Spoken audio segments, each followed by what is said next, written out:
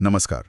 आज हम बिहार की विरासत में एक सफ़र पर निकलने वाले हैं। जी। ये एक ऐसा सफ़र है जो हमें उन महान हस्तियों से मिलवाएगा जिन्होंने न सिर्फ बिहार की ज़मीन पर जन्म लिया बल्कि अपने काम से पूरे देश की, आप कह सकते हैं, तकदीर लिखी। हाँ। बीपीएससी, बीएसएससी या बिहार पुलिस जैसी परीक्षाओं की तैयारी करने वालों के लिए तो ये नाम सिर्फ नाम नहीं है। नहीं, बिल्कुल नहीं। ये स्टैटिक जीके के वो पक्के नंबर हैं जो अक्सर पूछे जाते हैं। बिल्कुल। और आज हमारा मकसद सिर्फ इन नामों की एक लिस्ट रटना नहीं है ना? सही बात है। हम इन हस्तियों के पीछे की कहानी, उनके काम का महत्व और उस क्यों को समझेंगे जिसकी वजह से ये आज भी इतने प्रासंगिक हैं। हाँ, क्यों? जब आप क्यों समझ जाते हैं तो तथ्य, मतलब जो फैक्ट्स हैं, वो अपने आप याद रह जाते हैं। हमारा लक्ष्य ये है कि आज की इस बातचीत के बाद ये नाम आपके दिमाग में छप जाएं, एक कहानी की तरह। तो चलिए इस सफर की शुरुआत करते हैं राजनीति और राष्ट्र निर्माण के उन स्तंभों से, हाँ। जिन्होंने आजाद भारत की नींव रखी। और इस कड़ी में पहला नाम, जिसके बिना आधुनिक भारत की कल्पना भी नहीं की जा सकती, डॉक्टर राजेंद्र प्रसाद। जी। हम सब उन्हें भारत के पहले राष्ट्रपति के तौर पर जानते हैं, पर उनकी शख्सियत इससे कहीं ज्यादा बड़ी थी। सही कहा। पहले राष्ट्रपति होना अपने आप में एक बहुत बड़ा फैक्ट है। और ये सवाल सीधा आता है कि वे कहाँ से थे। हाँ। जवाब है बिहार के सीवान जिले से। लेकिन जरा सोचिए, वो सिर्फ राष्ट्रपति नहीं थे, वो संविधान सभा के अध्यक्ष भी थे। अच्छा। वो सभा जिसमें भारत के भविष्य का हर नियम, हर कानून लिखा जा रहा था। उस सभा को चलाना, इतने अलग अलग विचारों के लोगों के बीच सहमति बनाना, ये किसी भी पद से बड़ी जिम्मेदारी थी। ये तो बहुत दिलचस्प पॉइंट है। मतलब उनका बिहारी स्वभाव, वो जो एक सादगी और जमीन से जुड़ाव होता है, जी, वो उनके राष्ट्रीय स्तर के नेतृत्व में भी झलकता था। निश्चित रूप से। उनके अध्यक्षता में ही हमारा संविधान बना। इसलिए जब एस्पिरेंट्स ये याद करें कि वे भारत के पहले राष्ट्रपति थे, तो साथ में ये भी याद रखें कि वे हमारे संविधान के मुख्य शिल्पकारों में से एक थे। ये उनके योगदान को एक नई गहराई देता है। इसी राष्ट्रीय चेतना की मशाल को आगे बढ़ाने वाले एक और नायक थे जिन्हें सत्ता का मोह कभी छू नहीं पाया। जयप्रकाश नारायण। जयप्रकाश नारायण, यानी हमारे जेपी। उन्हें लोकनायक कहा जाता है, लेकिन ये सिर्फ एक उपाधि नहीं है। नहीं, ये उनके पूरे जीवन का सार है। हाँ। लोकनायक यानी लोगों का हीरो। और वो सच में लोगों के हीरो क्यों बने? क्योंकि 1970 के दशक में जब उन्हें लगा कि व्यवस्था आम आदमी की आवाज नहीं सुन रही है, तो उन्होंने संपूर्ण क्रांति का नारा दिया, टोटल रेवोल्यूशन। Total revolution. ये सिर्फ सरकार बदलने की बात नहीं थी, ये समाज, राजनीति, अर्थनीति, हर चीज में एक बुनियादी बदलाव का आह्वान था। उन्होंने युवाओं को जगाया और दिल्ली की सत्ता को चुनौती दी। और शायद इसीलिए उन्हें लोकनायक कहा गया, क्योंकि उनकी अपनी कोई राजनीतिक महत्वाकांक्षा नहीं थी। एग्जैक्टली। वो किसी पद के लिए नहीं लड़ रहे थे। जी। वो जनता के लिए लड़ रहे थे। यही बात उन्हें बाकी नेताओं से अलग करती थी।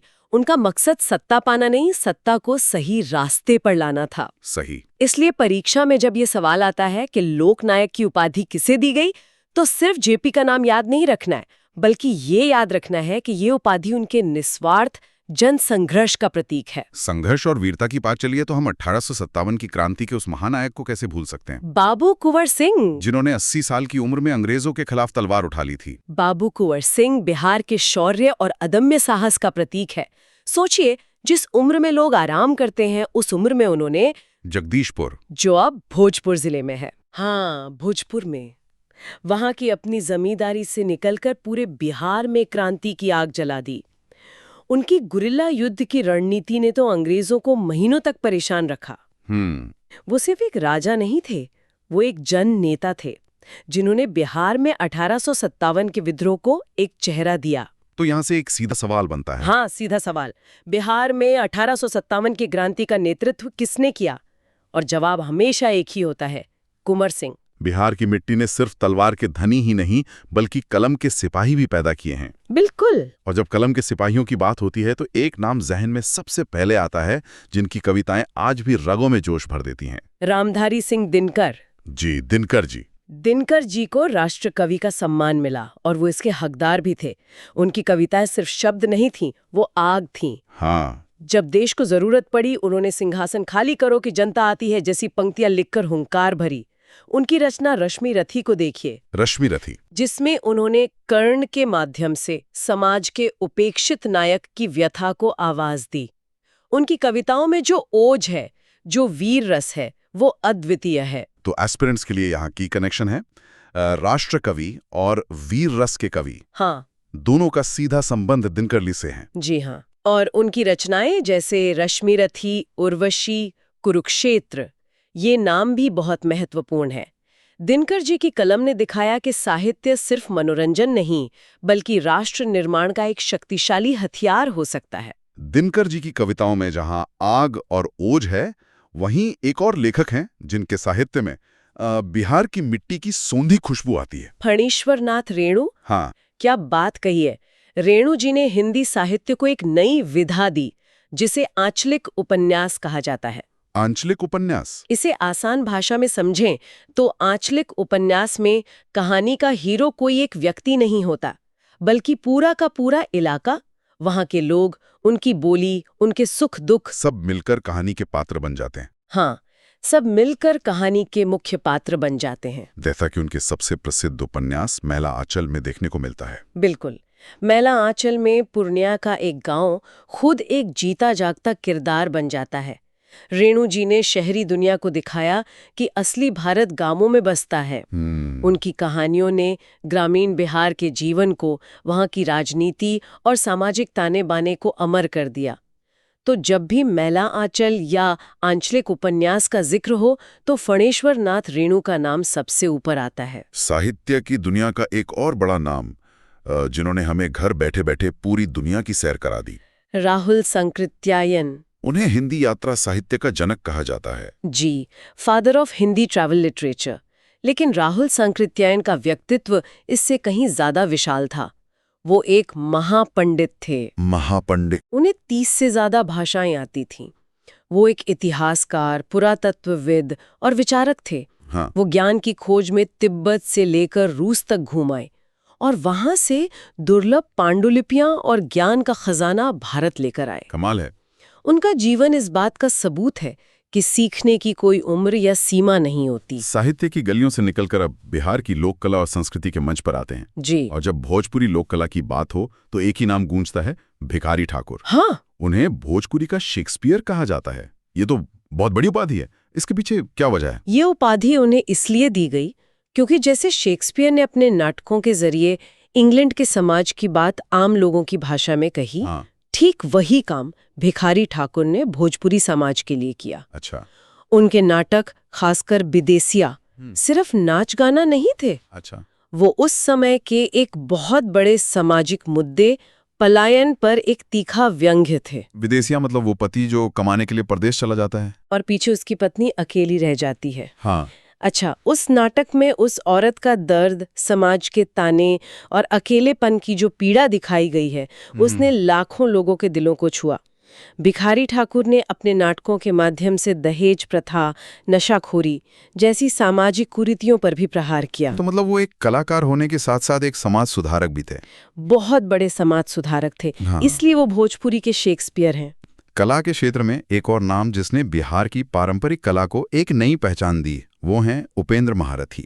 उपेंद्र महारथी जी का योगदान बहुत महत्वपूर्ण है। वो एक बेहतरीन कलाकार और डिजाइनर थे। आज़ादी के बाद जब हमारी पारंपरिक कलाएं और हस्तशिल्प मतलब हैंडीक्राफ्ट्स दम तोड़ रहे थे, तब उन्होंने बिहार की मधुबनी पेंटिंग, सिक्ली आर्ट जैसी कलाओं को पुनर्जीवित करने का बीड़ा उठाया। उन्होंने पारंपरिक डिजाइन को आधुनिक उपयोग की चीजों से जोड़ा। अच्छा। जिससे कारीगरों को एक नया बाजार मिला। आज बिहार का जो हस्तशिल्प देश विदेश में प्रसिद्ध है, उसकी नींव उपेंद्र महारथी जैसे लोगों ने ही रखी थी। चलिए अब समय में थोड़ा और पीछे चलते हैं, प्राचीन भारत की ज्ञान परंपरा की ओर। हाँ। जब बिहार यानी मगध पूरी दुनिया के लिए ज्ञान का केंद्र था और इस परंपरा के सबसे चमकीले सितारे थे आर्यभट्ट। आर्यभट्ट का नाम आते ही कुसुमपुर यानी आज के पटना का जिक्र करना जरूरी है।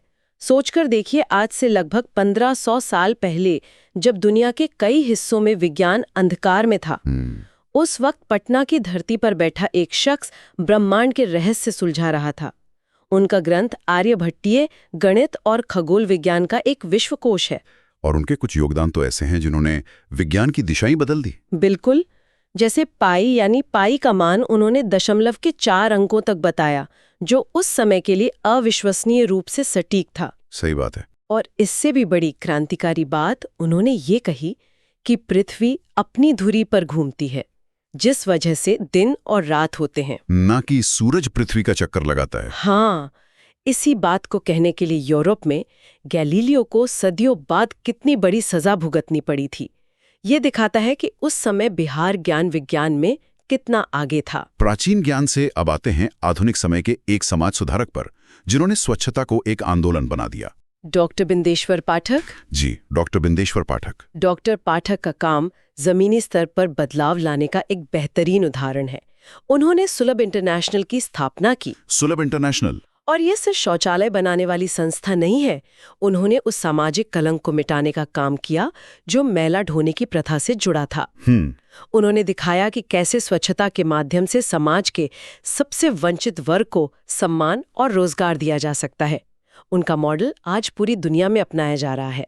राजनीति, साहित्य, कला, विज्ञान, हर क्षेत्र में बिहार ने नायक दिए हैं। खेल का मैदान भी इससे अछूता नहीं है। हाँ, हालांकि सूची लंबी हो सकती है, पर 2 नाम हाल के दिनों में काफी चर्चा में रहे हैं। कौन कौन? एक है श्रेयसी सिंह। जमुई जैसे छोटे शहर से निकलकर शूटिंग में अंतर्राष्ट्रीय स्तर पर नाम कमाना कोई छोटी बात नहीं है। बिल्कुल नहीं। जब उन्होंने कॉमनवेल्थ गेम्स में गोल्ड मेडल जीता तो वो सिर्फ एक मेडल नहीं था, वो बिहार की हजारों लड़कियों के सपनों की उड़ान थी। और क्रिकेट की दुनिया में मनोज तिवारी का नाम भी बिहार से जुड़ा है। जी, मनोज तिवारी एक प्रतिभाशाली क्रिकेटर रहे और भारतीय टीम के लिए भी खेले। आज वो एक सार्वजनिक जीवन में भी सक्रिय है। ये नाम इस बात का प्रतीक है कि बिहार में प्रतिभा की कोई कमी नहीं है, बस मौकों की जरूरत है। बहुत खूब। हमने बिहार की कई महान हस्तियों के जीवन और उनके योगदान पर एक गहरी नजर डाली है। जी, मुझे लगता है कि अब समय है इन सभी जानकारियों को परीक्षा के नजरिए से एक बार फिर से पक्का कर लेने का। एक तरह का क्विक रिकैप करते हैं। जरूर। ये सबसे जरूरी हिस्सा है ताकि एस्पिरेंट्स की पॉइंट्स को नोट कर सकें। तो अगर परीक्षा में एक सीधा सवाल आता है, भारत के पहले राष्ट्रपति का संबंध किस राज्य से था? बिहार से। डॉक्टर राजेंद्र प्रसाद। संपूर्ण क्रांति का नारा किसने दिया और लोकनायक के नाम से कौन प्रसिद्ध है? जयप्रकाश नारायण यानी जेपी। वो कौन सा नायक था जिसे भोजपुरी का शेक्सपियर कहा जाता है? भिखारी ठाकुर, उनके सामाजिक नाटकों के लिए। राष्ट्र कवि की उपाधि से किसे सम्मानित किया गया? रामधारी सिंह दिनकर। हिंदी साहित्य में आंचलिक उपन्यास की शुरुआत का श्रेय किसे जाता है, जिनकी प्रसिद्ध रचना मैला आंचल है? फणीश्वर नाथ रेणु।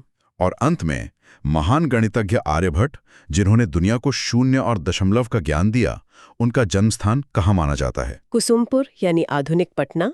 मैं जब खुद पढ़ रही थी तो मैंने इन नामों को याद रखने के लिए एक कहानी जैसी बना ली थी। अच्छा, ये कोई ऑफिशियल ट्रिक नहीं है, बस याद रखने का एक नजरिया है। ये तो और भी दिलचस्प है। बताइए। आप इन नामों को एक क्रम में सोचिए। राज, जेपी, कुंवर, दिनकर, रेणु, आर्यभट्ट। राज, जेपी, कुंवर, दिनकर, रेणु, आर्यभट्ट। हाँ, अब इसके पीछे का लॉजिक समझिए। ये बिहार के इतिहास की एक यात्रा है। राज से डॉक्टर राजेंद्र प्रसाद। राजनीति और राष्ट्र निर्माण। बिल्कुल। राजनीति के बाद आता है जेपी का सामाजिक राजनीतिक आंदोलन। जब आंदोलन उग्र होता है तो कुंवर सिंह का विद्रोह सामने आता है। सही। विद्रोह और क्रांति के बाद समाज को दिशा देने के लिए दिनकर और रेणु का साहित्य आता है। और इन सब का आधार क्या है? ज्ञान और विज्ञान। ज्ञान और विज्ञान, जिसके प्रतीक है आर्यभट्ट। ये तो कमाल का तरीका है। ये सिर्फ रटना नहीं है, बल्कि एक तार के क्रम में नामों को पिरोना है। राजनीति, आंदोलन, विद्रोह, साहित्य, विज्ञान। हाँ, ये तो पूरी एक टाइमलाइन जैसी हो गई। इससे भूलने की गुंजाइश बहुत कम हो जाती है। बिल्कुल। जब आप नामों को एक कहानी से जोड़ देते हैं तो वो दिमाग में ज्यादा देर तक टिकते हैं। तो आज की हमारी इस बातचीत में हमने देखा कि कैसे बिहार की इन महान हस्तियों ने अपने अपने क्षेत्र में मील के पत्थर स्थापित किए। जी। इन्होंने न सिर्फ बिहार का बल्कि पूरे भारत के इतिहास, संस्कृति और भविष्य को एक नई दिशा दी। और अंत में मैं एस्पिरेंट्स को एक और बात याद दिलाना चाहूंगी। आज हमने कुछ प्रमुख हस्तियों की ही बात की है, लेकिन ये सूची यहीं समाप्त नहीं होती। अच्छा। बिहार ने कई साहित्य अकादमी पुरस्कार और पद्म पुरस्कार विजेता भी दिए हैं। परीक्षा के लिए हाल के वर्षों में बिहार से जिन्हें ये पुरस्कार मिले हैं, उनके बारे में भी जानकारी रखना बहुत जरूरी है। हाँ, क्योंकि करंट अफेयर्स को और स्टैटिक जीके से जोड़कर भी सवाल पूछे जाते हैं। ये एक बहुत ही महत्वपूर्ण सुझाव है। तो इन महान हस्तियों की विरासत को याद रखिए और अपनी तैयारी को मजबूत करते रहिए। ये topic BPSC, BSSC, Bihar police, TRE और सभी बिहार एग्जाम्स के लिए बहुत इंपॉर्टेंट है।